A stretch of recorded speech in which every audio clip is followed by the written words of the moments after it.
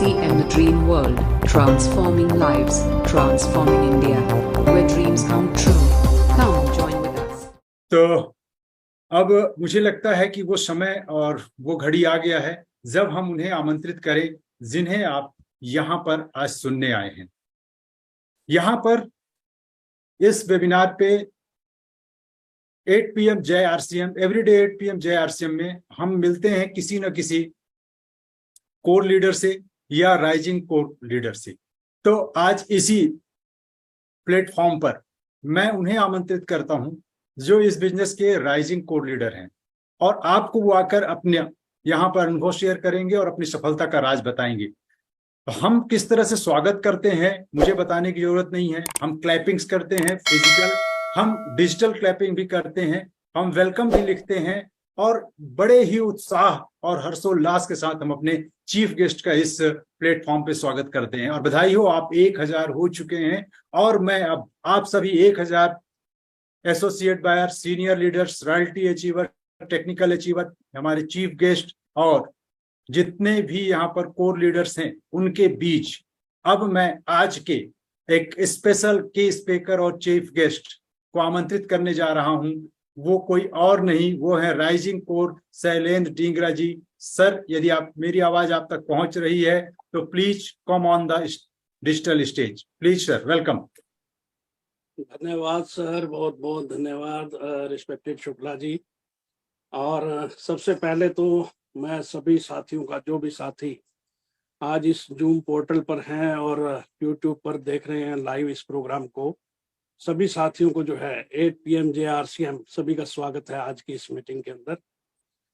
और सभी साथियों का धन्यवाद है, सीनियर साथियों का, UES के सभी कोर टीम का, जिन्होंने आज UES के इस प्लेटफॉर्म पे मुझे अपनी बात रखने का जो है मौका दिया, मुझे इस काबिल समझा। मैं बहुत बहुत धन्यवाद करता हूँ सारी UES टीम का और सारी अपलाइन का भी बहुत बहुत धन्यवाद करता हूँ, जिनकी बदौलत आज यहाँ पर मेरे को सुना जा रहा है, जिन्होंने इस कामयाबी के अंदर बहुत बड़ा रोल प्ले किया है, उन सभी अपलाइनों का और सारी लाइफ लाइन का भी बहुत बहुत धन्यवाद करता हूँ। और सबसे बड़ा धन्यवाद करता हूँ आदरणीय TC छाबड़ा साहब का, क्योंकि वो ना होते तो शायद आज जीवन का मकसद ही कुछ और होता, कुछ और कर रहे होते, आज RCM में हम लोग सारे इकट्ठे नहीं होते। मेरी आवाज प्रॉपर आ रही है सर जी, शुक्ला जी? सर, आपकी आवाज तो आ रही है पर थोड़ा सा स्लो है। स्लो आ रही है सर? कुछ स्लो जा ही रही है अभी इधर से जी, थोड़ा अभी स्लो ही जा रही है, वो धीरे धीरे फास्ट। अब सही है सर, अब सही है जी, है ना? तो चिंता ना करें, धीरे धीरे स्टार्ट करना पड़ता है, थोड़ा जी। इंजन पुराना हो ना, उसको थोड़े स्टार्टिंग में टाइम लगता है। जी सर, कंटिन्यू तो प्लीज। सभी साथियों का बहुत बहुत धन्यवाद है और आदरणीय TC छाबड़ा साहब का बहुत बहुत धन्यवाद, जिनके सिस्टम के माध्यम से हम सारे लोग आज के इस प्लेटफॉर्म पर जो है इकट्ठे बैठकर बातचीत कर रहे हैं और अपने जीवन को आगे बढ़ाने के लिए हम लोग सारे के सारे जो है इस प्लेटफॉर्म पर हैं। मित्रों, एक छोटी सी स्टोरी से अपनी 2 मिनट की मैं अपनी बातचीत को शुरू करूंगा, क्योंकि हो सकता है बहुत सारे साथी आज इस प्लेटफॉर्म पे मुझे पहली बार सुन रहे हो, पहली बार देख रहे हो, पहली बार जान रहे हो, ये नाम भी शायद उन्होंने पहली बार सुना हो। मेरा नाम दोस्तों शैलेंद्र ढींगरा है और मैं बेसिकली अंबाला हरियाणा से बिलोंग करता हूँ। अंबाला हरियाणा के अंदर जो है एक छोटा सा गांव है जहाँ पर मेरा जन्म हुआ, रायवाली मेरे गांव का नाम है।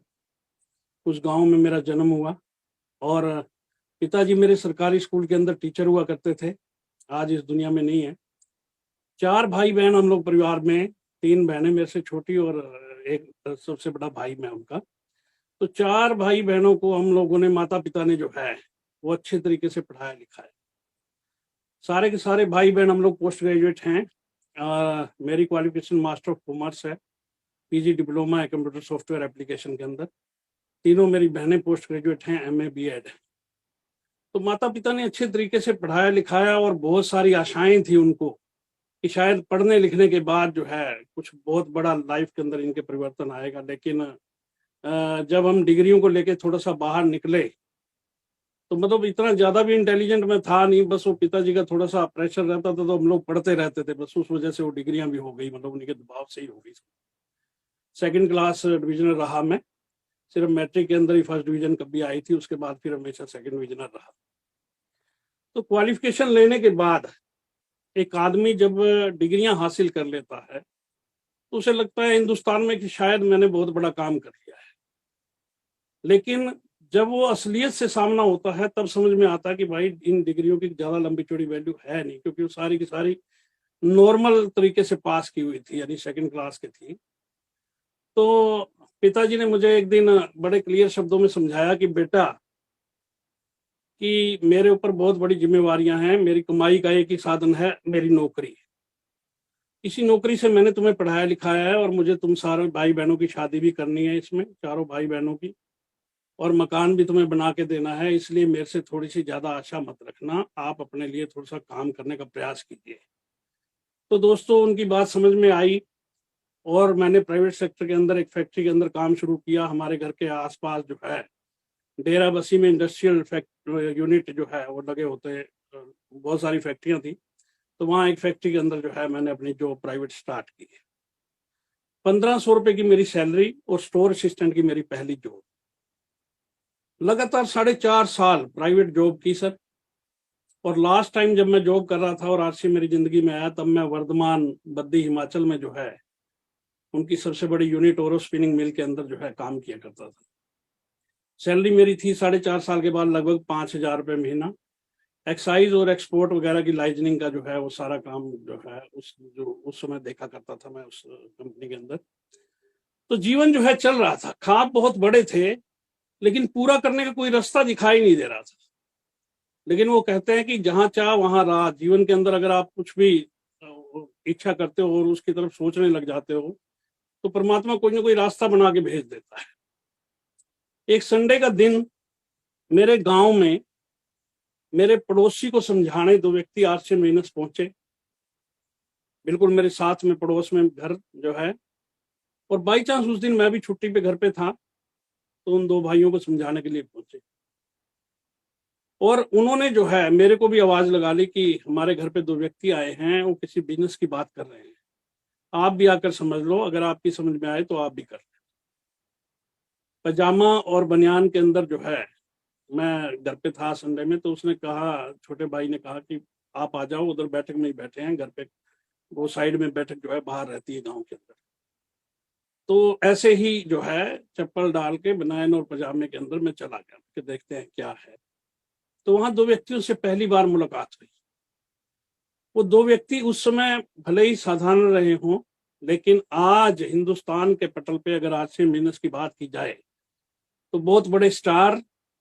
उनमें से पहले व्यक्ति मैं नाम लेना चाहूंगा, आदरणीय प्रमोद गुलाटी सर, पूरे हिंदुस्तान के चहेते लीडर, स्माइलिंग लीडर, उनसे मुलाकात हुई। और दूसरे जो व्यक्ति जिनसे मुलाकात हुई वो ग्रेट पर्सनालिटी, जिन्होंने हिंदुस्तान में बहुत सारे रिकॉर्ड कायम किए, उनके नाम की चर्चा जो है वो बहुत दूर दूर तक रहती है, आदरणीय राकेश शर्मा सर, उनसे पहली बार मुलाकात हुई।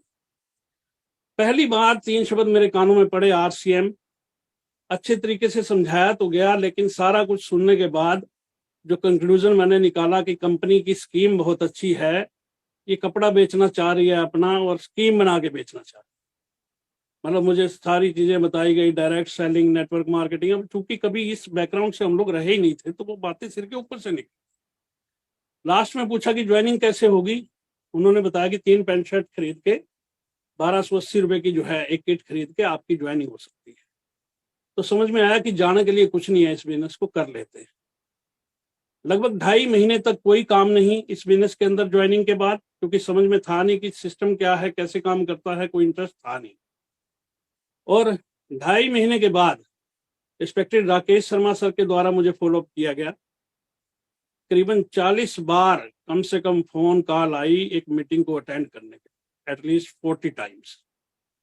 बार बार बहाने बनाए गए, लेकिन जब इतनी बार कॉल आ गई तो फिर उस समय व्यक्ति सोचता है कि चलो यार इतनी बार कह रहे हैं तो जा क्या।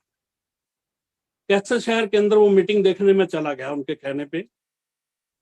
हाल खचाखच भरा हुआ, आदरणीय बीसी छावड़ा साहब की मीटिंग चल रही थी, पूरा का पूरा जोश में थे लोग, डांस कर रहे थे, लेकिन ज्यादा लंबी चौड़ी बातें शुरुआती दौर में समझ में नहीं आ रही थी। मैं स्टेज के पास खड़ा हुआ देखता रहा, सुनता रहा। लेकिन उसी मीटिंग के अंदर जो है एक बहुत बड़ा टर्निंग पॉइंट मेरी लाइफ के अंदर आया, जब रॉयल्टी अचीवर को स्टेज पर बुलाया गया। उनमें से एक रॉयल्टी अचीवर स्टेज पर आए, उन्होंने अपना नाम बताया। उन्होंने बताया कि मैं पिछले 15 सालों से खेत में हल चला के खेती करता हूं और पार्ट टाइम आरसीएम कर रहा हूं 1.5 साल से, और पिछले महीने की मेरी इनकम 25,000 कुछ रुपए है।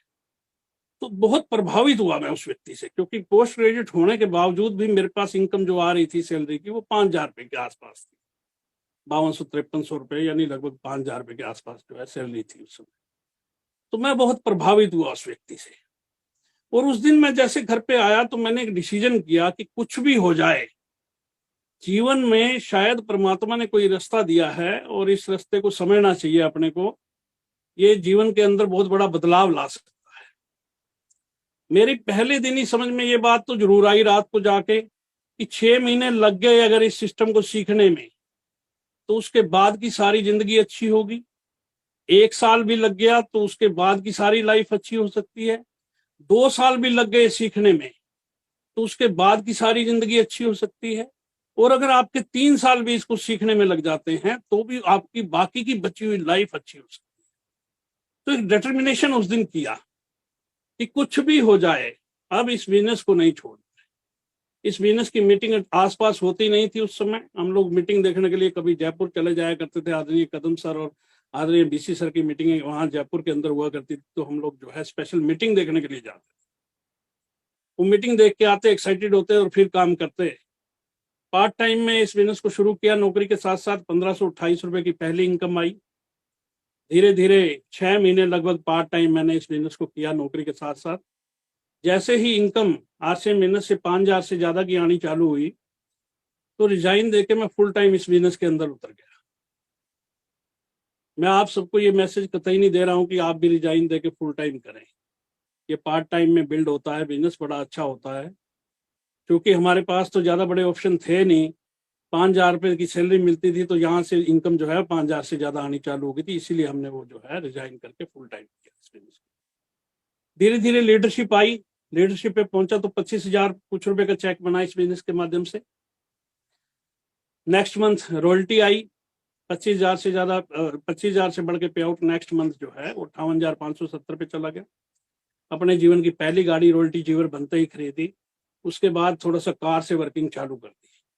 नेक्स्ट मंथ फिर रॉयल्टी 72,000 कुछ रुपए, नेक्स्ट मंथ फिर रॉयल्टी 86,000 कुछ रुपए। इस प्रकार से कारवां जो है आगे को बढ़ चला। जैसे जैसे फील्ड में जाते और बढ़िया रिस्पॉन्स अपने को मिलता। धीरे धीरे इस बिजनेस के अंदर फिर टेक्निकल हुए, फिर स्टार पर्ल हुए, फिर स्टार पर्ल के बाद इमराल्ड अचीवर बने इस बिजनेस के, फिर स्टार इमराल्ड अचीवर बने, फिर रूबी अचीवर जो है इस बिजनेस की पिन को हासिल किया, रूबी की पिन को।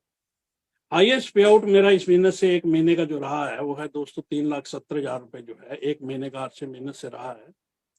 और हर महीने जो रेगुलर इनकम इस बिजनेस से मेरे घर पे आती है वो लगभग 2.25 और 2.5 लाख के बीच में कहीं भी आती है।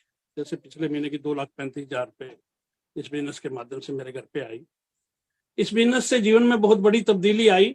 इस बिजनेस में आने के बाद अपने जीवन के अंदर मैंने 5 गाड़ियां खरीदी सर आरसीएम की कमाई से। अल्टो एसी गाड़ी खरीदी, फिर टाटा सफारी खरीदी, फिर इंडिगो खरीदी, फिर अर्टिगा खरीदी, और 5वीं गाड़ी अभी सियाज जो है मैंने आरसीएम की कमाई से खरीदी। बहुत अच्छा मकान आज शहर के पास एरिया में इस बिजनेस के माध्यम से है, और बड़ी अच्छी टीम जो है वो सही तरीके से काम कर रही है आज इस बिजनेस के अंदर, और रेगुलर इनकम जनरेट हो रही है। इस बिजनेस की पावर और ज्यादा समझ में आई जब कोरोना में लगभग 1.5-2 साल हम लोग जो है वो कोई भी लंबा चौड़ा जो है वो काम नहीं कर।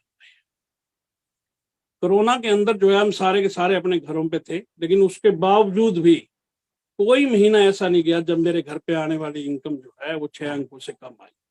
ये सबसे बड़ी पावर सर। पूरा हिंदुस्तान बंद, समझ में आ गया कि आरसीएम तो बड़ी जबरदस्त पावर है। कोई भी महामारी आ जाए, ये कोरोना प्रूफ महामारी प्रूफ बिजनेस है। कुछ भी हो जाए, लोगों को खाने पीने का सामान तो चाहिए ही चाहिए, घर तो उसी से चलेगा। लोग घर पे बैठ के सामान यूज करते रहे और उससे इनकम जनरेट होती रही दोस्तों। ये बहुत बड़ी पावर कोरोना की जो है समझ में आई। तो इस प्रकार से सारा जीवन जो है आरसीएम के नाम ही हो चुका है, क्योंकि आरसीएम के बिना जो है कोई दिन नहीं बीतता, कोई समय नहीं बीतता, कोई फोन कॉल भी आती है तो आरसीएम की आती है।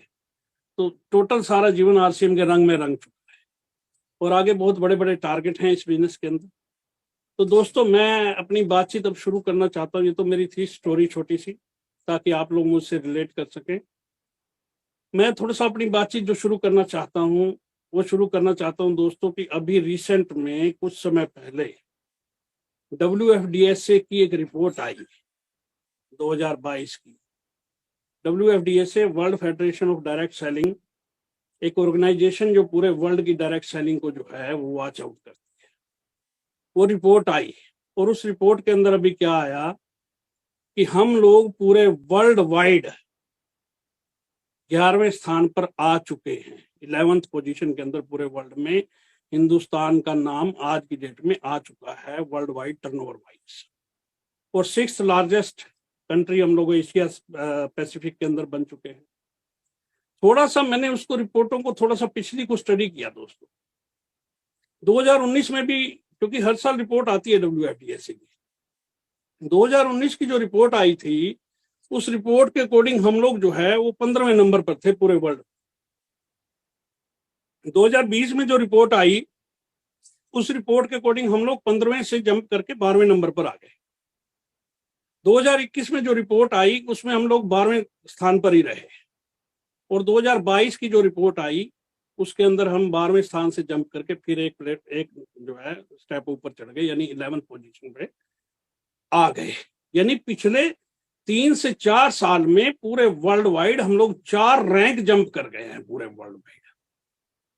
इस रिपोर्ट के आने के बाद Indian direct selling association IDSA की एक स्टेटमेंट आई।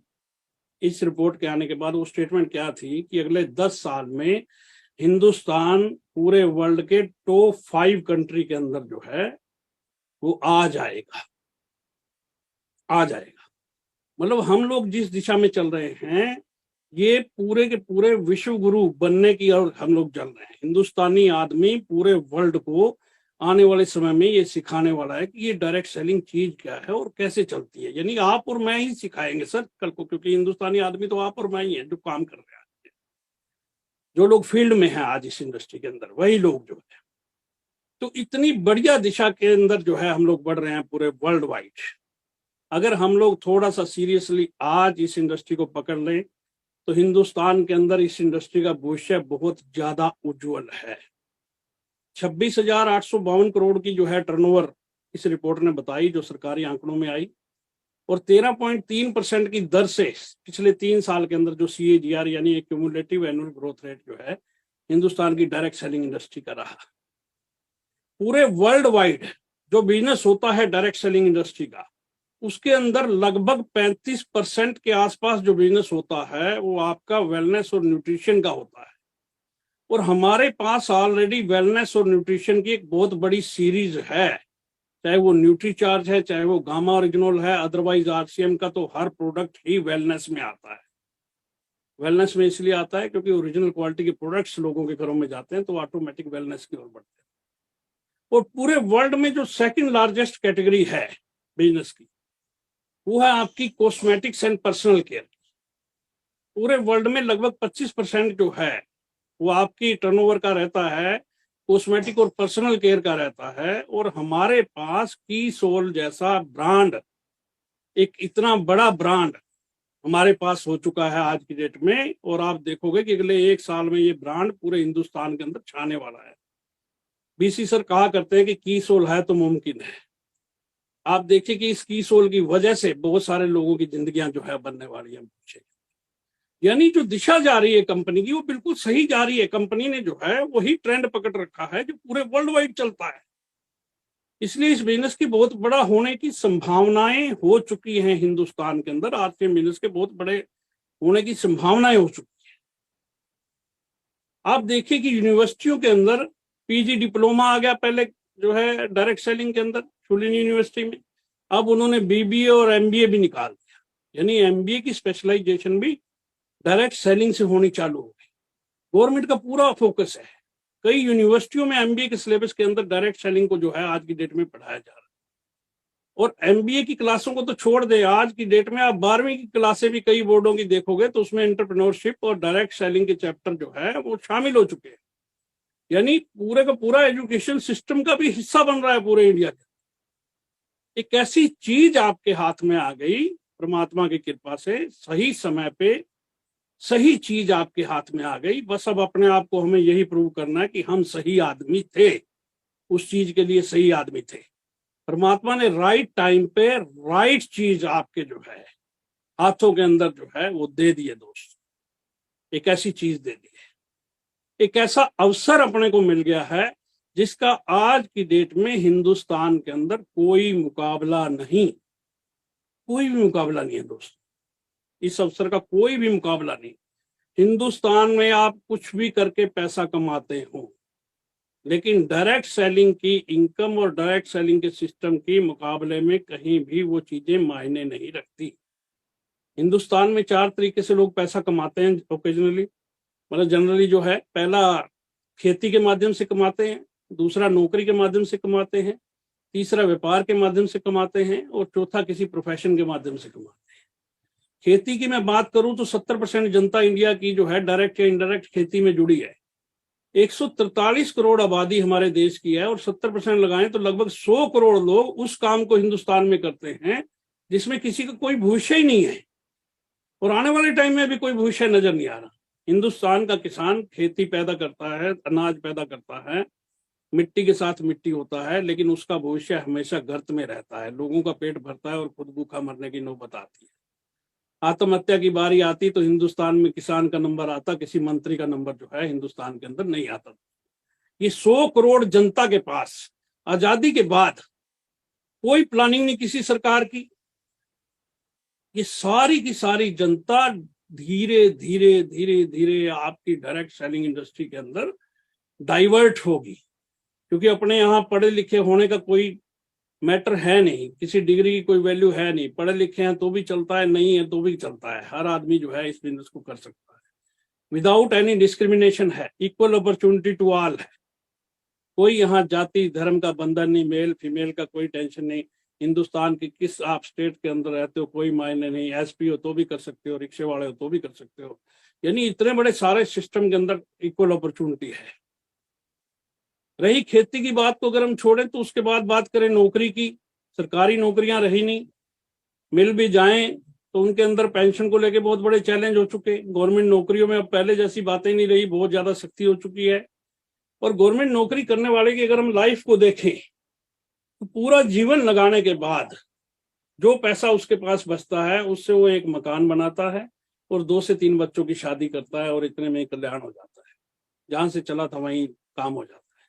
सरकार अगर पेंशन दे रही है तो आधी कर देती है, उधर से महंगाई बढ़ जाती है, यानी आदमी का सर्वाइव करना ही मुश्किल हो जाता है। एक बहुत बड़े बैंक के चेयरमैन का मैंने इंटरव्यू पढ़ा, वो कहता जी जो पेंशन आ रही है 1.5 लाख रुपए आ रही है, बैंक का चेयरमैन कह रहा है, कहता जी इसमें आज की डेट में मेरा गुजारा नहीं होता, मेरा जो स्टेटस था, मेरा जो लाइफ स्टाइल था, वो गाड़ी अगर उस मकान को मैं आज मेंटेन करता हूँ, गाड़ी उस तरीके से रखता हूँ चेयरमैन के हिसाब से, तो मैं आज उस पेंशन से अपना गुजारा नहीं कर पाता। और जहां तक प्राइवेट नौकरियों की बात रही दोस्तों, तो प्राइवेट नौकरी की तो एक कहावत ही है कि तरक्की करने नहीं दूंगी और भूखा मरने नहीं दूंगी, यानी इतना पैसा तुम्हें देती रहूंगी कि तुम भूखे न मर सको, लेकिन इतना पैसा तुम्हें कभी नहीं दूंगी कि आप अपने जीवन में कभी बहुत बड़ी गाड़ियों के अंदर। दूसरी चीज, तीसरा व्यवसाय। और व्यवसाय के बारे में मैं आपको एक चीज कहना चाहता हूं कि हिंदुस्तान में कोई भी आदमी लाखों रुपए लगा के इन्वेस्टमेंट करके सारा दिन बैठ के ग्राहक का इंतजार करता है।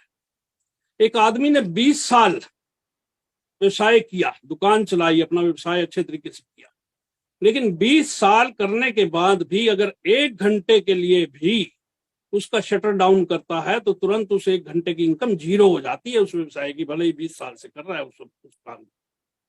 ये पोजीशन है। और अगर मैं बात करूं प्रोफेशन की, तो प्रोफेशन ऐसे नहीं बन जाते। मान लीजिए मैं एक एडवोकेट का उदाहरण लूं या डॉक्टर का उदाहरण लूं, तो एडवोकेट के बारे में मैं एक चीज कहना चाहूंगा कि एक आदमी वकील बनता कैसे है, थोड़ा सा उस प्रोसेस को समझते हैं हम लोग। सबसे पहले उसे ग्रेजुएशन करनी पड़ती है 15 साल, 3 साल की LLB करनी पड़ती है 18 साल, 3-4 साल फिर किसी वकील के साथ प्रैक्टिस जो है काम को सीखना पड़ता है 21-22 साल। उस 21-22 साल के दौरान माता पिता के कई लाख रुपए उसके ऊपर इन्वेस्ट हो चुके होते हैं। उसके बाद एक एडवोकेट तैयार हुआ और तैयार होने के बाद भी गारंटी नहीं कि वो वकालत चलेगी या नहीं चलेगी, कोई गारंटी नहीं है सर। हिंदुस्तान की किसी भी कोर्ट में आप जाइए, आपको हकीकत पता लग जाएगी सर। 80% के करीब लोग वकील ऐसे में मिलेंगे जिनके पास कोई काम नहीं होता सर, सिर्फ 20% लोगों के पास ज्यादा काम मिलेगा। अभी 80% खाली, उसमें से आप ये देखो कि फिर लाखों नए पैदा होके अगले साल फिर नए वकील बन के और आ जाएंगे, यानी पिछले भी काम पर लगे नहीं और ज्यादा कंपटीशन। ये 4 तरीके के काम जो है वो लोग करते हैं हिंदुस्तान में। पहला मैंने बताया खेती, दूसरा नौकरी, तीसरा व्यवसाय और चौथा कोई प्रोफेशन। अभी 5वां जो पैसा कमाने का तरीका है ये हिंदुस्तानी आदमियों को समझ में आने लग गया है, जिसका नाम है डायरेक्ट सेलिंग इंडस्ट्री। अब 4 में और 5वें में फर्क इतना है कि अगर आप 5 साल खेती करके अगर छोड़ना चाहो तो उस खेती से आने वाली इनकम आपकी 0 हो जाएगी। आप नौकरी करके 5 साल उसको छोड़ना चाहो तो उस नौकरी से आने वाली इनकम आपकी 0 हो जाएगी।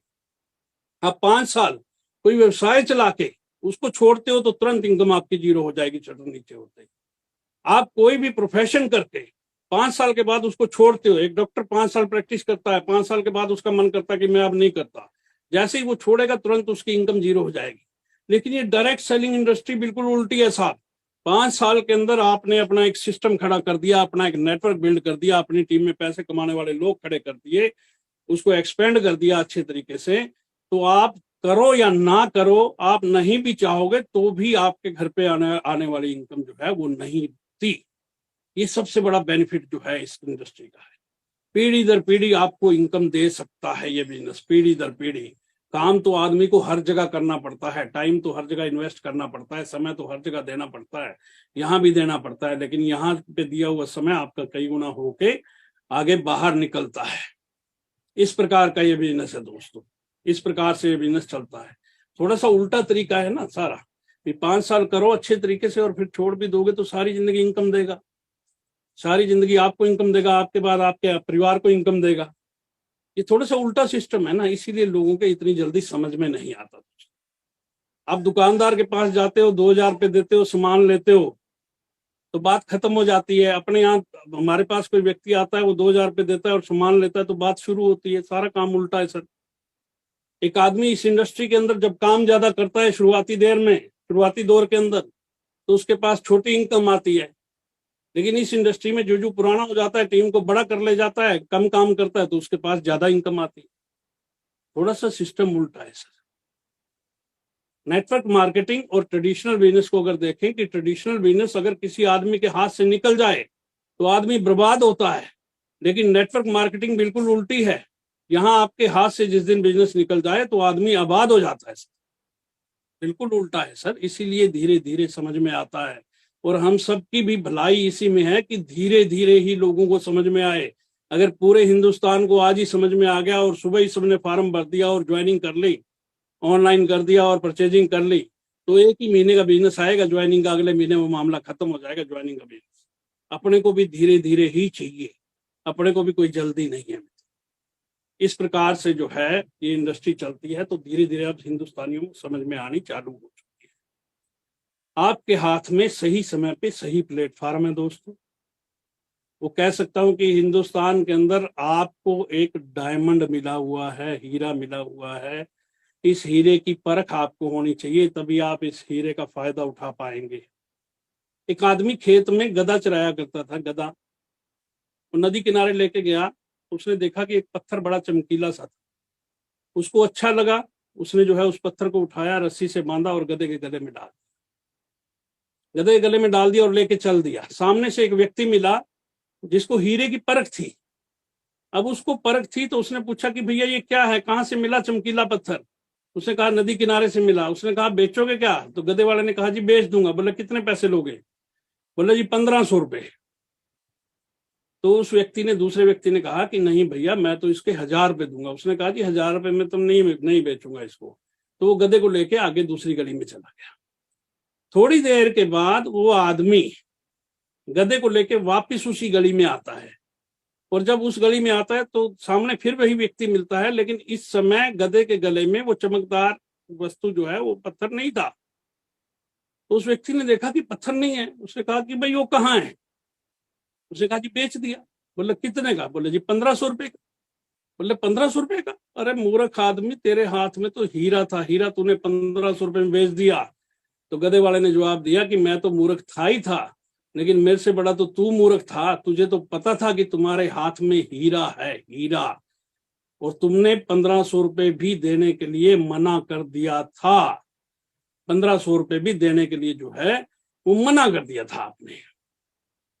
तो अपने हाथ के अंदर इस इंडस्ट्री के अंदर जो है हीरा है, एक ऐसा प्लेटफॉर्म है जिसके माध्यम से हम अपने आने वाली पीढ़ियां और जनरेशन तक जो है बहुत बड़ी इनकम को खड़ा कर सकते हैं। इस अवसर का कोई मुकाबला नहीं। डायरेक्ट सेलिंग इंडस्ट्री में 13.3% की ग्रोथ रेट जो है average Indian direct selling industry की है और आरसीएम की इससे जस्ट डबल से ऊपर है। अब देखिए कि हिंदुस्तान में जिस गति से डायरेक्ट सेलिंग इंडस्ट्री बढ़ती है, आरसीएम उससे डबल गति से काम कर रहा है सर। आप किसी छोटी मोटी कंपनी के साथ नहीं हो, कंपनी जिसका कोई मुकाबला नहीं, कंपनी जिसका आज की डेट में कोई मुकाबला जो है वो आपके पास नहीं है दोस्तों। आज की डेट में वो कैसे? मान लीजिए कंपनी को ही ले लेते हैं हम। सबसे पहले हिंदुस्तान में 425 और 450 के बीच कंपनियां हैं जो मिनिस्ट्री ऑफ कंज्यूमर अफेयर की साइट पे हैं, जिनको कंपनी सही कहती है, जिनको गवर्नमेंट सही कहती है, जिनमें से आरसीएम भी एक है। हिंदुस्तान में जिन कंपनियों को सरकार सही मानती है, अगर आप उन सारी कंपनियों के हेड ऑफिस को जोड़ दीजिए तो भी हमारे आरसीएम का हेड ऑफिस उन सब कंपनियों से बड़ा है साहब। जिस कंपनी के साथ आप एसोसिएट हो, 425 450 कंपनियां जिनको गवर्नमेंट लीगल मानती है, आप उन सब कंपनियों के हेड ऑफिस को जोड़ोगे तो भी आरसीएम का हेड ऑफिस सबसे बड़ा पूरे वर्ल्ड के अंदर। 2 करोड़ 2.5 करोड़ डिस्ट्रीब्यूटर, आज तक एक भी एमएलएम इंडस्ट्री में कंपनी पैदा नहीं हुई पूरे वर्ल्ड में जिसके ऊपर आए हो, एक प्लेटफॉर्म पे आए हो। आज तक का रिकॉर्ड है सर पूरे वर्ल्ड में। पूरे वर्ल्ड के अंदर ऐसी एक भी कंपनी नहीं जिसके पास इतना बड़ा डिलीवरी सिस्टम हो। डिलीवरी सिस्टम किसी के पास जो है वो इतना बड़ा पूरे वर्ल्ड में आज भी नहीं है। 15,000 के लगभग हमारे पास जो है वो डिलीवरी सेंटर है, पिकअप सेंटर है, वंडरवर्ल्ड क्विक है, वंडरवर्ल्ड है। और अगर हम डिस्प्ले वॉल को भी एक डिलीवरी सिस्टम का पार्ट मान लें तो बहुत बड़ा आंकड़ा हमारा खड़ा हो जाता है, क्योंकि लगभग 2 लाख के आसपास हमारे पास जो है वो सारी की सारी चीजें, मतलब डिस्प्ले वॉल हमारे पास है। पूरे वर्ल्ड के अंदर इतना बड़ा डिलीवरी सिस्टम किसी कंपनी के पास नहीं। हिंदुस्तान के अंदर जो प्रोडक्ट हैं वो किसी कंपनी के पास ऐसे नहीं जो मैक्सिमम लोगों की नीड को पूरा करते हो। नीड को आरसीएम नीड के प्रोडक्ट देता है, हिंदुस्तान के आम आदमी की जरूरत के प्रोडक्ट देता है। 100% लोगों की नीड के प्रोडक्ट हैं। उस आदमी को जो आरसीएम नहीं करता वो चाय पत्ती तो खरीद ही रहा है, साबुन तो लगा ही रहा है, तो अपने को दुकान ही तो चेंज करानी, उसकी थोड़ी सी आदत ही तो चेंज करानी। यही तो काम है अपना। एक बहुत बड़ी अपॉर्चुनिटी हमारे पास है। एक शानदार क्वालिटी के प्रोडक्ट हिंदुस्तान के अंदर, एक ऐसी कंपनी जो आज क्वालिटी के नाम पर जानी जाती है। अपने पूरे हिंदुस्तान की 425 450 कंपनियां जो लीगल, जिनको गवर्नमेंट मानती है, किसी का भी कंपैरिजन आप प्रोडक्ट्स का आरसीएम के साथ करोगे ना तो वो क्वालिटी में उन पैरामीटर पे खरा उतरते हैं, ना ही रेट्स के मामले में, क्योंकि हिंदुस्तान में आरसीएम वाजिब रेट पे देने का बहुत बड़ा प्रोमिस है सर। अपने आप में बहुत बड़ा प्रोमिस है। टीसी छाबड़ा साहब का ब्रांड है वाजिब कीमत। किसी को कहने की जरूरत नहीं पड़ती, लोग समझते हैं कि आरसीएम का है तो वाजिब कीमत पर होगा। ये पावर है। पे आउट्स को लेके कितनी बड़ी क्रेडिबिलिटी, लाखों आदमियों का पे आउट रिलीज होता है, कभी किसी को फोन करने की जरूरत नहीं। गवर्नमेंट की गाइडलाइन के अंदर ये कंपनी है।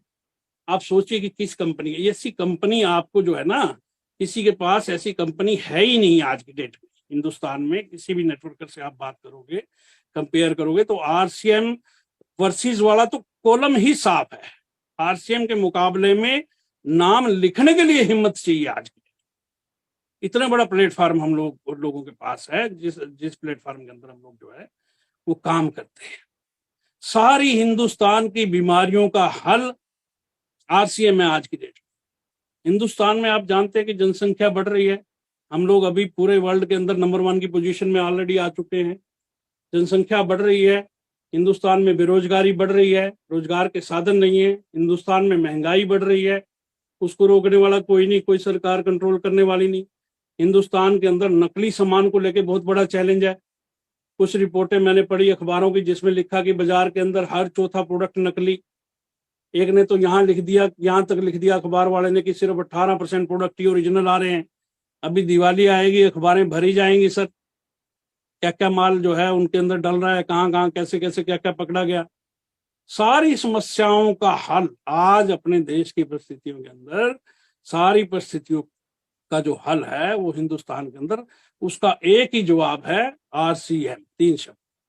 हर बड़ी समस्या का हल जो है इंडिया के अंदर वो आरसीएम ही है। ये धीरे धीरे अब समझ में आने लग जाएगी। क्यों करें हम नेटवर्क मार्केटिंग, क्यों करें हम आरसीएम बिजनेस को दोस्तों? एक ऐसा सिस्टम, अगर आपने 3 से 5 साल सही तरीके से मेहनत कर ली और अपनी नेटवर्क को बड़ा कर लिया, अपने सिस्टम को बड़ा कर लिया, तो आपको ये बिजनेस देता है फाइनेंशियल फ्रीडम। फाइनेंशियल फ्रीडम क्या चीज होती? फाइनेंशियल फ्रीडम 2 शब्द मैंने आरसीएम में आने के बाद बड़े खतरनाक सुने अपने जीवन में, शायद आप भी मानोगे उस चीज को। पहला शब्द नेटवर्क, दूसरा शब्द फाइनेंशियल फ्रीडम। फाइनेंशियल फ्रीडम एक ऐसी चीज है जिसको पाने के बाद शायद कुछ पाने का बचता ही नहीं लाइफ के अंदर। 3 चीजें मिलकर फाइनेंशियल फ्रीडम बनती है दोस्तों। इसी के लिए ही अपने को काम करना चाहिए। Time freedom, money freedom and security. Time freedom, समय की आजादी, मनी फ्रीडम, पैसे को लेकर दिक्कत खत्म, और सिक्योरिटी यानी सिस्टम के अंदर कुछ ऐसा सिस्टम खड़ा हो जाए जिससे बार बार लगातार हमारे जो है घर में पैसा आने का एक साधन बन जाए। अर्लियर रिटायरमेंट दे सकता है ये बिजनेस फाइनेंशियल फ्रीडम के साथ। आप बाहर कोई भी काम करते हो, कोई भी काम करते हो, तो आपको 60 साल 70 साल तक 80 साल तक लोग मैंने देखा है आज भी मार्केट के अंदर काम करते मिल जाएंगे। लेकिन आपने अपने जीवन के 3 से 5 साल अगर सही तरीके से सीरियस होकर इस बिजनेस के अंदर लगा दिए तो आप बाकी की लाइफ रिटायरमेंट की लाइफ जी सकते हो सर। आपकी उम्र 22 साल है, आप 3 से 5 साल 27 साल तक जो है बिल्कुल रिटायर होकर अपनी जीवन अच्छे तरीके से बिता सकते हो। इतनी शानदार चीज है हमारे पास, अर्ली रिटायरमेंट दे सकता है सर। इनकम की बात करूं अगर हिंदुस्तान में तो 143 करोड़ की पॉपुलेशन है साहब। करीबन 90 से 95% पॉपुलेशन ऐसी है हिंदुस्तान में जिनकी इनकम 15,000 रुपए महीना या उससे कम है। 90 या 95% के बीच की वो पॉपुलेशन है कहीं जिसकी अर्निंग 90 से 95% के बीच में 15,000 रुपए महीना से कम है। अगर हिंदुस्तान में आप 1 लाख रुपए महीना कमाते हो तो आपकी गिनती हिंदुस्तान में पैसा कमाने वालों के मामले में 3 से 4% लोगों में हो जाती है। और अगर आप 7 लाख रुपए महीना कमाते हो हिंदुस्तान में, यानी 84 लाख अगर आपकी एनुअल इनकम है, तो आप इंडिया के 1% लोगों में खड़े हो जाते हो पैसा कमाने के मामले में। 1% लोगों में। अब आप सोच के देखिए थोड़ा आरसीएम के बारे में, कितने लोग हैं ऐसे जो अपने घर से खाली हाथ आरसीएम में आए थे। आज हिंदुस्तान के 1% लोगों में उनकी गिनती होती है पैसा कमाने के मामले में। आपका भी एक नाम हो सकता है आने वाले 2, 4, 5 साल 7 साल के बाद हिंदुस्तान में उस कैटेगरी के अंदर आप शामिल हो सकते हो, क्योंकि आपके पास वो जरिया है जो आपको 1% लोगों में ले जाके खड़ा कर सकता है। इतनी खतरनाक चीज आप लेके बैठे हो, कुछ छोटी मोटी चीज लेके बैठे हो क्या? आपको इस अपॉर्चुनिटी की वैल्यू को समझना है। कहां पहुंचा दिए लोग, इसने कहां से चले थे, कहां से चले थे लोग। किस किस का उदाहरण दूं मैं? बहुत सारे उदाहरण है मेरे पास सर, एक एक में बात करूंगा तो पूरी मीटिंग खत्म हो जाएगी सर। 100 करोड़ से ज्यादा की वर्थ के लीडर खड़े हो चुके हैं आज हमारे आरसीएम के जो लीडर हैं, बहुत सारे ऐसे हैं कि अगर आप उनकी वर्थ जानोगे ना, टोटल नेटवर्थ, वो लगभग 100 करोड़ के आसपास की नेटवर्थ के लोग खड़े हो चुके हैं सर। 100 करोड़ अगर लिखना पड़ जाए ना तो वो जीरो भी पूरी नहीं डाली जाएगी सर हमारे से, कैसे लिखा जाता। इस बिजनेस ने खड़े किए हैं ऐसे एग्जाम्पल, रियल लीडरशिप, रियल पैसा, रियल पैसा, खाली कागजी पैसा नहीं सर, जीवन के अंदर रियल परिवर्तन उस पैसे की वजह से आया। इतनी बड़ी चीज आपके हाथ के अंदर है, इतनी बड़ी सिस्टम आपके हाथ के अंदर है। लेकिन ये सारी बातें सुनने में बड़ी अच्छी लगती है, लेकिन ये अपने साथ भी तभी होंगी जब हम लोग भी वत्स साहब की तरह नेटवर्क बनाएंगे, कोठारी साहब की तरह नेटवर्क बनाएंगे, राजा राम सारंग साहब की तरह नेटवर्क बनाएंगे, महावीर साहब की तरह नेटवर्क बनाएंगे, अत्री साहब की तरह नेटवर्क बनाएंगे। इतने बड़े बड़े हम लोग नेटवर्क बिल्ड करेंगे, अगर उन वाली हिम्मत वाला काम करेंगे तो वो सारी चीजें अपने जीवन में भी आएंगी जो उनके जीवन में इस वजह से आई। नेटवर्क बिल्ड करना पड़ेगा दोस्तों, नेटवर्क बिल्डिंग पे काम करना पड़ेगा। इस बिजनेस में सबसे खतरनाक शब्द मैंने कहा कि मैंने दो ही सुने, नेटवर्क और फाइनेंशियल फ्रीडम। एक आदमी टूटी हुई चप्पल से नेटवर्क इंडस्ट्री के अंदर आता है और कब लंबी चौड़ी गाड़ी पे घूमने लग जाता है सर। 2 साल 4 साल 5 साल 10 साल काम करके वो आदमी जो है लाखों रुपए महीना की अर्निंग और बड़ी बड़ी गाड़ियों में घूमना शुरू कर देता है। ये पावर है इस इंडस्ट्री। 7 लाख रुपए महीना से आदमी इस देश में 1% कमाने वालों में आ जाता है, तो इस इंडस्ट्री से हिंदुस्तान में आज 1 करोड़ रुपए से ज्यादा की मंथली इनकम लेने वाले लोग पैदा हो चुके हैं। उनको आप किस कैटेगरी में रखोगे सर? लोगों की कहानियां सुनते थे हम विदेशों की कि वहां जहाज ले लिए लोगों ने। अरे आप चैट विद सुरेंद्र वत्स की चैनल पे जाइए ना, विनय पंडित जी वाला इंटरव्यू सुनिए। मतलब 4 जहाज खरीद के बैठा बंदा डायरेक्ट सेलिंग इंडस्ट्री से। अरे जैसे ही आदमी है ना सर, तो परमात्मा ने उसको 4 टांगे नहीं दे रखी, 4 बाजू नहीं दे रखी, सब कुछ अपने को वैसा ही दे रखा है जैसा उनको दे रखा है। हर चीज अपने को मिली हुई है कुदरत की तरफ से। वही प्लान इन सब सक्सेसफुल लीडरों के पास गई, वही मौका लोगों के पास गया, वही प्रोडक्ट कंपनी के इन लोगों के पास गए, वही सिस्टम कंपनी का इन लोगों के पास गया, सब कुछ सेम।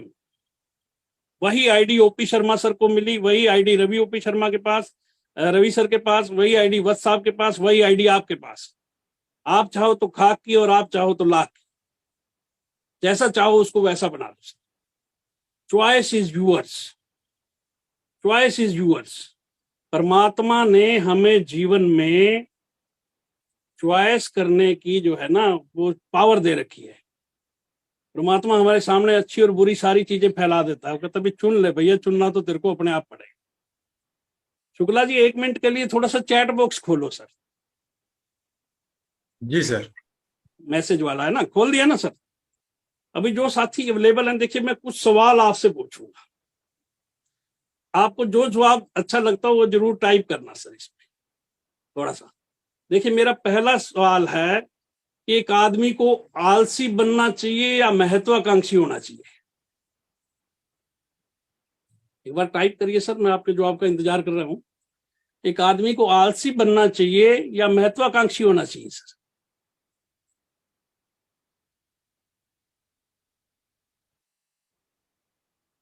चैट बॉक्स खोला नहीं सर क्या अभी? चैट बॉक्स खुला है सर।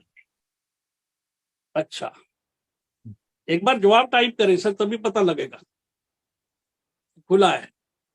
फिर हैंड रेज ज्यादा हो रहे हैं सर।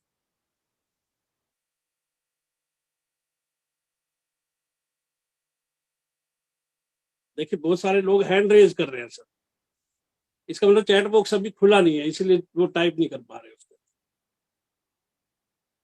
एक बार खोल दें शुक्ला जी, चैट बॉक्स खोल दें सही से।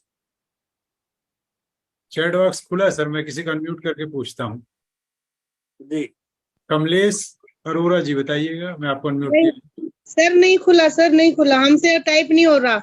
चलिए प्रयास करते हैं हम यहाँ से, ठीक है? एक बार खोलो सर, मुझे बड़ी इंपॉर्टेंट बात करनी है, अभी मेरे पास समय भी थोड़ा सा कम है।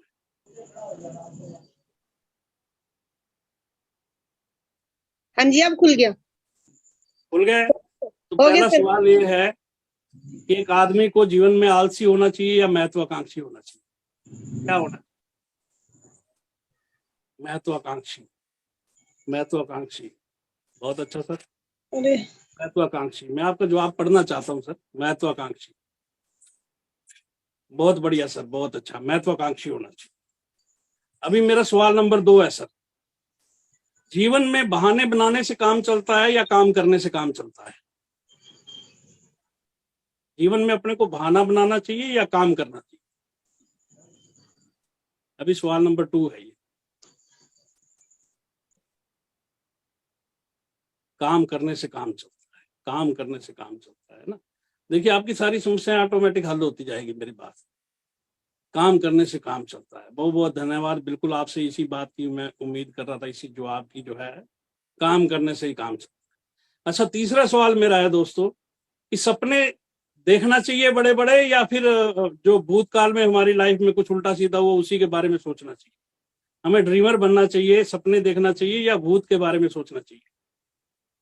देखना चाहिए मिथिलेश कुमार, देखना चाहिए। नए सपने हमें देखना चाहिए, भूतकाल को भूल के हम लोगों को जो है नए सपने देखना चाहिए। बहुत अच्छा सर, बड़े सपने देखना चाहिए, हमें सपने देखने पे काम करना चाहिए लाइफ के अंदर। बहुत अच्छा सर। और चौथा सवाल मेरा है सर कि आदमी को अमीर बनने के लिए प्रयास करना चाहिए या जहां है वहीं पे रहना चाहिए? मतलब एक आदमी को अपने जीवन में पैसा कमा के अमीर बनने के लिए काम करना चाहिए या फिर जहां है वहीं पे रहना चाहिए? क्या करना चाहिए? अमीर बनने का प्रयास करना चाहिए, प्रयास करना चाहिए अपने को अमीर बनने का। बहुत अच्छा सर, अमीर बनने का बिल्कुल सही जवाब आपका जो है जा रहा है कि अमीर बनने का प्रयास करना चाहिए। अच्छा, अगला सवाल है मेरा कि आदमी को पॉजिटिव रहना चाहिए या नेगेटिव रहना चाहिए? पॉजिटिव रहना चाहिए या नेगेटिव रहना चाहिए, मतलब किसमें जीवन में फायदा है आपको, पॉजिटिव रहने में या नेगेटिव रहने में? पॉजिटिव, पॉजिटिव, बिल्कुल सही सर, आप सबका जवाब बिल्कुल सही आ रहा है सर, पॉजिटिव रहना चाहिए। अच्छा, अगला सवाल मेरा है, बड़े ध्यान से सुनना। एक आदमी को जीवन में 45 साल काम करना चाहिए या 5 साल काम करना चाहिए? 45 ईयर्स और 5 ईयर्स? 5 साल, 5 साल, 5 साल। बहुत अच्छा सर, बहुत बहुत धन्यवाद। आप बिल्कुल सही जवाब पे जा रहे हैं ना। कौन बनेगा करोड़पति, आप सारे बनोगे करोड़पति जो जो जवाब दे रहे हैं। ये वही गेम चल रही है सर। अच्छा, अगला सवाल थोड़ा सा ध्यान से सुनना कि क्या हमें जीवन भर काम करना चाहिए या सिर्फ 5 साल काम करना चाहिए? 5। मतलब लोग देखो, चॉइस हमारी है ना, भी हम चुनते क्या है। हमारे पास सारे रास्ते हैं, सारी जिंदगी निकालने वाले रास्ते भी हैं और 5 साल के अंदर मजा लेने वाले रास्ते भी हैं। 5 साल, 5 साल, बहुत अच्छा सर। चलिए मैं लास्ट सवाल और पूछता हूं, उसके बाद फिर अपन थोड़ी सी और काम की बात करेंगे क्योंकि दो 4 मिनट ही मेरे पास बचे हैं। हमें जीवन में एक्टिव इनकम के लिए काम करना चाहिए या पैसिव इनकम के लिए काम करना चाहिए? हमें जीवन में एक्टिव इनकम के लिए काम करना चाहिए या पैसिव इनकम के लिए काम? Very good sir, very good, बहुत अच्छा। सारी बातें आप समझ रहे हो सर, हर चीज आप समझते हो। यही चीजें तो अपने को आरसीएम, बस एक ही जवाब है इन सबका कि भाई अपने को आरसीएम करनी चाहिए सही तरीके से, नेटवर्क बिल्ड करना चाहिए सर, तभी ये सारी चीजें हमारी पॉसिबल हो पाएगी। बहुत बहुत धन्यवाद सर। क्वेश्चन आंसर सेशन को मैं यहीं पे खत्म करता हूं और आगे बातचीत करता हूं। अभी बात हो रही है नेटवर्क बिल्ड करने की। नेटवर्क बिल्ड जो है एक आदमी का एक ऐसा विज्ञान है नेटवर्क। आप देखिए कि हिंदुस्तान में सबसे बड़ी नौकरी किसकी है? आईएएस की है। और आईएएस की हाईएस्ट प्रमोशन क्या है? वो है कैबिनेट सेक्रेटरी। और कैबिनेट सेक्रेटरी को इनकम कितनी मिलती, सैलरी? 2.5 लाख रुपए के आसपास। तो उतने के पैसे तो हमें भी मिल जाते सर। लेकिन दिक्कत क्या है कि एक आदमी को आईएएस बनने के बाद भी इस देश में चौथी क्लास फेल नेताजी कब धबका दे, गाली गलौज कर दे, कुछ नहीं कह सकते। मेरी बात समझ पा रहे हैं? दूसरा व्यक्ति आईएएस बन भी गया, अब उसके बेटे को आईएएस बनना है तो उसको सेम प्रोसीजर से आना पड़ेगा, फिर उसको वही क्वालिफाई करके फिर आगे आना पड़ेगा। लेकिन आरसीएम में टेक्निकल अचीवर आप बन गए तो अपना बेटा तो वैसे ही टेक्निकल बन गया सर, क्योंकि अपने बाद कोड अपने घर पे आना है। मेरी बात समझ पा रहे हैं सर जी? तो ये पावर है सर आरसीएम में, बड़ा नेटवर्क बिल्ड कीजिए सर, बड़ा जो है नेटवर्क बिल्ड कीजिए। बहुत शानदार चीज हमारे हाथ में है, बहुत शानदार चीज हमारे हाथ के अंदर है। 4 चीजों से नेटवर्क बनता है साहब। पहली चीज प्लान दिखाने से। प्रोडक्ट और प्लान दोनों का कॉम्बिनेशन आप फील्ड के अंदर जितना ज्यादा हो सके, चाहे आप 1-to-1 में दिखाइए, चाहे आप होम मीटिंग में दिखाइए, चाहे आप बड़े सेमिनार में लोगों को लेके जाइए, सारा एक्सपोजर है, प्लान है। दूसरी चीज, अपनी टीम में ज्यादा से ज्यादा डिस्प्ले वॉल पर काम करने से आपका नेटवर्क बिल्ड होगा। और तीसरी चीज, अपनी टीम में बनो वाइटल बनाओ वाइटल के अभियान पे तेजी लाने से आपका नेटवर्क बिल्ड होगा। और चौथी चीज, अपनी टीम को 6 बेसिक का घोल पिलाने से, एक एक आदमी को 6 बेसिक पे सब क्लियर हो, उससे नेटवर्क बिल्ड होगा सर, उससे नेटवर्क बिल्ड होगा। नेटवर्क बिल्ड करने पर सर काम कीजिए और अपना क्यों पहचानिए कि हम आए क्यों थे इस बिजनेस में। वाई। इस पूरे विश्व के अंदर 95% लोगों के हाथों में 5% पैसा और 5% लोगों के हाथों में 95% पैसा। रॉबर्ट कियोसाकी साहब कहते हैं कि 5% लोगों के हाथ में 95% पैसा इसलिए है क्योंकि वो जानते हैं कि why to do the work, और 95% लोगों के हाथ में 5% पैसा इसलिए है क्योंकि वो जानते हैं कि how to do the work. तो दोस्तों, सवाल हाउ का नहीं है, सवाल सारा वाई का है। जिस दिन आपका वाई क्लियर हो जाएगा तो उस दिन आप इस बिजनेस के अंदर 100% सक्सेस होंगे सर। बहुत बड़ा काम। क्यों आए हम इस बिजनेस के अंदर, क्या पाना चाहते हैं? 5,000 10,000 के लिए आए या फिर आर्थिक आजादी के लिए आए? मेहनत करनी पड़ेगी सर।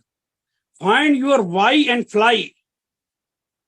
अपना वाई क्लियर कीजिए और उड़िए इस बिजनेस के अंदर, आगे बढ़िए। एक स्टूडेंट जानता है कि मैं सुबह उठता हूं तो क्यों उठता हूं जल्दी, क्योंकि उसको अपना गोल क्लियर है, इसलिए उठता हूं कि मेरे को उठ के सवेरे पढ़ना है। और इस बिजनेस के अंदर 2 से 3 मिनट की मेरी बातचीत है। रिजेक्शन को सुनने के लिए हमेशा तैयार रहें। रिजेक्शन से डरे नहीं, रिजेक्शन से डील करिए। से यस टू रिजेक्शन। तैयार रहें हमेशा रिजेक्शन को सुनने के लिए, क्योंकि रिजेक्शन कहीं भी और कभी भी आपको मिल सकती है सर। घबराए नहीं। 99% of people quit network marketing due to rejection. वो सिर्फ रिजेक्शन को झेलने का मादा नहीं रखते, इसलिए बाहर हो जाते हैं। और खाली नेटवर्क मार्केटिंग में रिजेक्शन थोड़ी है, हिंदुस्तान में आप किसी भी फील्ड में जाइए, हर फील्ड के अंदर जो है आपको रिजेक्शन मिलेंगे। और रिजेक्शन से कौन लोग डरते हैं और रिजेक्शन किन पर हावी होता है? रिजेक्शन उन पर हावी होता है जिनका वाई क्लियर नहीं होता। जिनका वाई क्लियर होता है उन पे कभी भी रिजेक्शन जो है वो हावी नहीं होता। दोस्त, रिजेक्शन से घबराए ना करते लोगों को आना ही है इस इंडस्ट्री में, और कोई चारा बाहर कहीं बचा ही नहीं। घबराइए मत रिजेक्शन से, नाम ऐसे ही हाँ निकलेगी।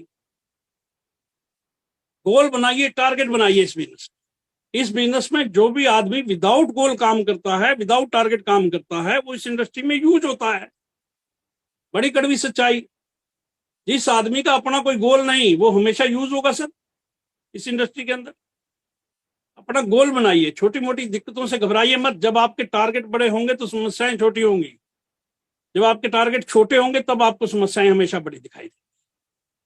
बड़ी सक्सेस के लिए आपके टारगेट, आपके गोल हमेशा क्रिस्टल क्लियर होने चाहिए, साफ होने चाहिए, बिल्कुल लक्ष्य स्पष्ट होने चाहिए।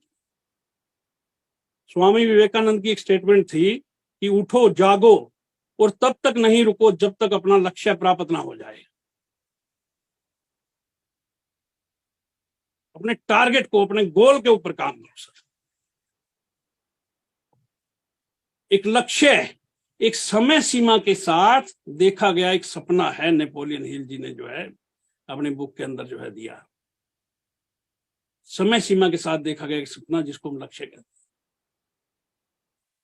जिग जिगलर साहब क्या कहते हैं कि अगर हम घर भी बनाते हैं तो भी पूरा नक्शा बनाते हैं उसका। यहां तो पूरा जिंदगी का सवाल है। प्लानिंग कीजिए इस बिजनेस की, अपना टारगेट बनाइए, उसकी प्लानिंग कीजिए। ये पूरा जीवन का सवाल है सर। फुटबॉल के खेल में अगर दोनों तरफ गोल पोस्ट ना हो तो फुटबॉल को चारों तरफ से किकी पड़नी है, क्योंकि गोल नहीं है, उसको पता ही नहीं जाना कहां है सर। रेलवे स्टेशन पे आदमी खड़ा हो जाए जाके और कहे जी टिकट दे दे, बोले जी कहाँ की, बोले कहीं की भी दे दे, कहेगा दिमाग से सटका गया क्या? विदाउट एड्रेस वो लिफाफा कहीं पहुंच पाता है क्या? अपना गोल बनाइए, अपना टारगेट बनाइए इस इंडस्ट्री के अंदर। शिव खेड़ा साहब की किताब में एक बहुत बढ़िया एग्जाम्पल है, एक छोटी सी कहानी है। वो कहानी क्या है कि गली के अंदर जैसे ही कार आती है तो गली का कुत्ता उठता है और उसके पीछे पीछे भागने लग जाता है। भौंकता है और उसके पीछे पीछे भागता है, फिर थोड़ी देर बाद आके फिर वहीं बैठ जाता है, फिर दूसरी कार आती है, फिर उसके पीछे उठता है, फिर भाग के जो है ऐसे ही भाग के वहां पहुंच जाता है, फिर वापस आके बैठ जाता है। शिवखेड़ा साहब कहते हैं कि भाई सवाल ये नहीं है कि इसने गाड़ी को नहीं पकड़ा, सवाल तो ये है कि अगर ये कार को पकड़ भी लेता तो करता क्या। यानी लोग जिन गोल को, जिन टारगेटों को लाइफ के अंदर लेके प्रायोरिटी पे दिए बैठे हैं ना, उन टारगेटों से कुछ नहीं होना साहब। आप आरसीएम को जिस दिन प्रायोरिटी दे दोगे तो इसमें आपका लिया गया एक गोल, एक टारगेट आपके आने वाली पीढ़ियों की लाइफ बना सकता है सर। यहां टारगेट बनाइए, सही जगह पे जो है आप टारगेट बनाइए। और एक बात से कह के, एक छोटी सी स्टेटमेंट मैंने किसी किताब में पढ़ी, उसके बाद मैं अपनी बातचीत को विराम दूंगा। चाहे कितनी योजनाएं, कितना अध्ययन कर लें, सीख लें, नेटवर्क मार्केटिंग में विजय का सेहरा उन्हीं लोगों के सर पे बनता है जो कर्म करते हैं। आज भी, कल भी और हर दिन, आज भी, कल भी और हर दिन। दोबारा रिपीट करूंगा सर, चाहे कितनी योजनाएं अध्ययन कर लें, सीख लें, नेटवर्क मार्केटिंग में विजय का सेहरा उन्हीं लोगों के सर बनता है जो कर्म करते हैं। आज भी ये नियम काम करता है, कल भी ये नियम काम करेगा और हर दिन ये नियम काम करेगा। ईमानदारी से अपने कर्म पर फोकस कीजिए, आरसीएम जीवन में आपको सब कुछ देने के लिए तैयार है दोस्तों। बहुत बहुत धन्यवाद सर। मैं वंस अगेन सभी का थैंक यू करता हूं, धन्यवाद करता हूं अपनी सारी अपलाइन का, अपनी सारी लाइफ लाइन का, यूईएस का, आदरणीय टीसी छाबड़ा साहब का, कि आज मुझे मौका मिला इस यूईएस के प्लेटफॉर्म पे अपनी बात रखने का। बहुत बहुत धन्यवाद sir, thank you very much. Over to Shukla ji. बहुत बहुत धन्यवाद सर। आपने वास्तव में जो यहाँ पर टाइम एक्सपेंड किया हम लोगों के साथ और जो चीजें आपने यहाँ पर हमें बताई, उनसे सीखकर हम भी या हमारे साथ जितने भी लोग यहाँ पर हैं, कम से कम वो रास्ता तो बता दिए हैं जहाँ पर वो हैं, और आपको आप भी वहां पर पहुंच सकते हैं, हम भी वहां पर पहुंच सकते हैं। बहुत शानदार तरीके से आपने अपने अनुभव को बहुत शालीनता के साथ और बहुत ईमानदारी के साथ, और जो चीजें वास्तव में हम लोग जब इस बिजनेस में हैं और प्रैक्टिकल करते हुए आगे बढ़ रहे हैं, तो वो चीजें हमारे सामने आ रही हैं। जैसे सर ने बताया कि मैं एक सामान्य व्यक्ति से, एक किसान के छोटे से इनकम से, रॉयल्टी इनकम से प्रभावित हुआ था। हम लोग भी प्रभावित होते हैं। सीख कर इन्होंने ये सोचा कि सीख कर इनकम पर पहुंचा जा सकता है, और जब एक इनकम आ गई तो सर ने रिजाइन किया और एक खूबसूरत पे आउट पर है इस समय। बहुत शानदार गाड़ियां हैं इनके पास। इन्होंने आज खेती, नौकरी, व्यापार, व्यवसाय, सभी इनकम के बारे में बातचीत की कि इनमें कमियां क्या हैं और आरसीएम बिजनेस में ज्यादा क्या है और उस पर क्या किया जा सकता है और कैसे किया जा सकता है। सर ने बताया कि एक 7 लाख रुपए हर महीने कमाने वाला व्यक्ति भारत के 1% लोगों में शामिल हो जाता है जो आरसीएम मौका देता है। नेटवर्क बिल्डिंग, सर ने बताया कि वही प्लान है, वही मौका है, वही इनकम है, वही सब कुछ है। बहुत सारी चीजों को आप के साथ क्वेश्चन आंसर सेशन में सर ने शामिल किया। आप लोगों ने बताया कि हमें महत्वाकांक्षी होना चाहिए, काम करना चाहिए, बड़े सपने, नए सपने देखना चाहिए, अमीर बनने का प्रयास करना चाहिए, पॉजिटिव रहना चाहिए, 5 साल के लिए काम करना चाहिए, सिर्फ 5 साल काम करना चाहिए और पैसिव इनकम के लिए काम करना चाहिए। सर ने आज ये भी बताया है कि एक आईएएस की जो इनकम होती है 2.5 लाख की होती है, और यदि उसके बेटे या बेटी को फिर से उस परिवार में आईएएस बनना है तो नए सिरे से शुरू करना होगा। कि आरसीएम बिजनेस में कोई व्यक्ति एक बार शुरू करता है और टेक्निकल आने पर उसके बेटे या उसके बेटी को भी ये इनकम मिलता है उसके ना रहने पे। डिस्प्ले वाल, बनो वाइटल, बनाओ वाइटल, 6 बेसिक पर सर ने फोकस डाला। Find your why and fly, बहुत शानदार सर स्लोगन आपने दिया। रिएक्शन के बारे में आपने बताया कि यही वो चीज है जिसके कारण ज्यादातर नेटवर्क मार्केट में काम करने वाले लोग आउट हो जाते हैं। बहुत बहुत धन्यवाद सर, आप हमारे बीच आए और अपनी एक जोरदार उपस्थिति दर्ज करवाई, शानदार उपस्थिति दर्ज करवाई। वो उपस्थिति जिससे बहुत सारे लोग अनभिज्ञ थे और आपके एक्सपीरियंस से आज बहुत सारे लोग उस दिशा में बढ़ेंगे जहां चलकर आप यहाँ तक पहुंचे हैं। धन्यवाद सर। और मुझे लगता है हमारे आज की इस मीटिंग का समय हो गया है और मैं आपसे, हमारे Shailendra Dhingra sir chief guest से और जितने भी यहाँ पर पार्टिसिपेंट्स हैं, और यदि कोई हमारे बीच हमारे रिस्पेक्टेड कोर लीडर्स हैं तो प्लीज वो अपना हैंड रेज करें ताकि हम आज के मीटिंग का रिव्यू कर सकें। चलिए सर, तो अब आपसे अनुमति लेते हुए और जितने भी पार्टिसिपेंट्स हैं उनसे अनुमति लेते हुए इस मीटिंग को यहीं पर समाप्त करते हैं और कल फिर मिलते हैं नए जोश, नए उमंग और नए संकल्प के साथ। जय आरसी। चलना नहीं, चढ़ना है, हर दिन आगे बढ़ना है। RCM, the Dream World, transforming lives, transforming India, where dreams come true.